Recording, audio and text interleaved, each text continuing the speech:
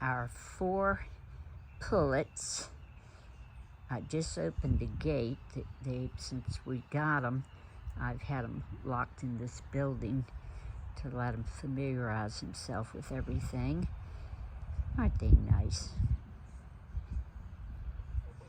Yeah, they do. Whoop, whoop, whoop, whoop. And today is June 15th, 2023. So this is the mini coop area. That's where the geese eat. And then we have on the main farm, we have a real big chicken house and got peacocks and everything down there.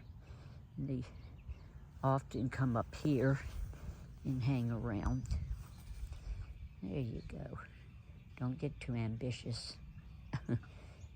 They have one wing clipped, so that should keep them in here.